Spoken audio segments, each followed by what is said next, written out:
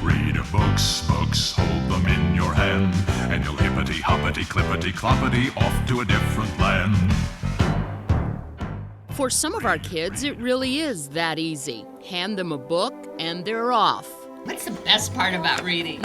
I can learn very, very much.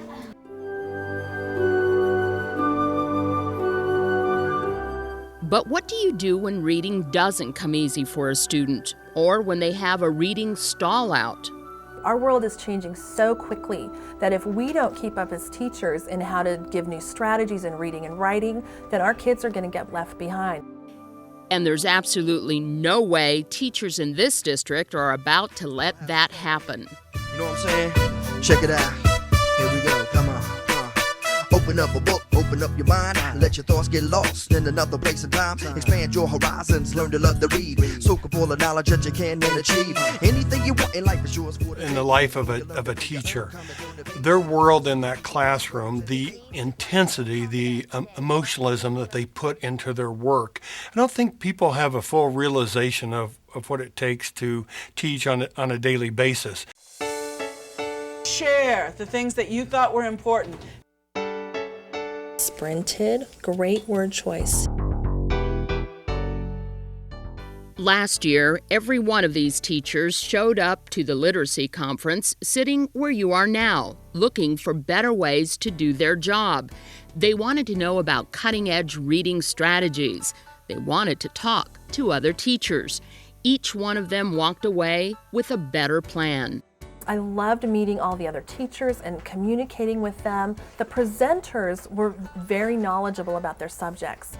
And I remember her name's Deb Miller, and she did a thing that was spectacular. And I've modified it in my classroom, and I love it. The kids love it. She did a thing called Conventions About Nonfiction. She wrote a book, and the kids write their own books. Well, I modified it and turned it into a Facts About Fiction. So my kids wrote their own book about fiction facts.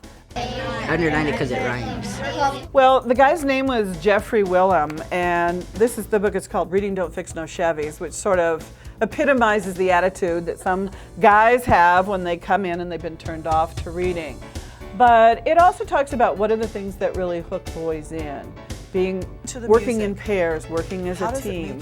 And so it sort of helped me formulate a lot of my curriculum plans for that particular group of kids, a group of struggling readers who are sort of turned off to reading, even in 6th grade.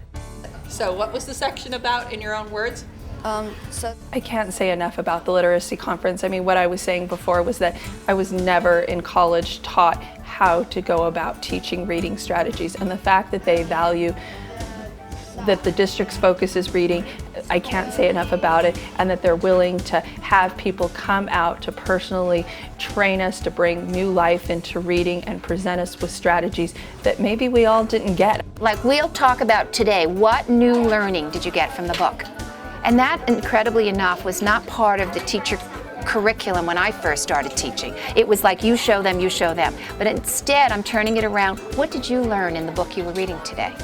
When you were reading the book, you looked at it and you said, I didn't know that.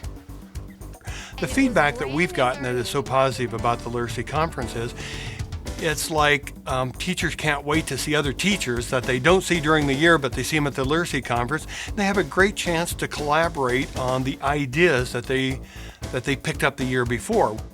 Continuing that work means introducing teachers to evidence-based, time-tested classroom strategies. Professional development is, quite honestly, the key not only to continual learning, but to position our students in a way that they have the most advantages.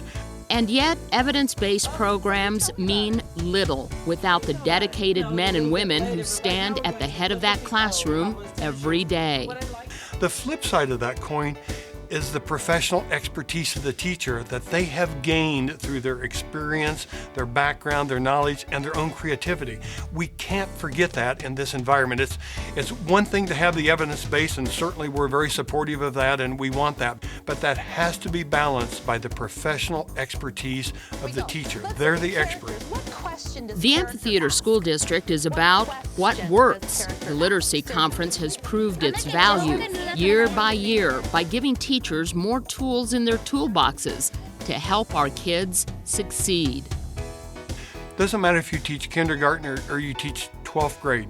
You're invested in that youngster, and we want to remember, when our children walk across that stage at 12th grade, we want them to be positioned in a way that they have a decided advantage for having gone to Amphitheater School District.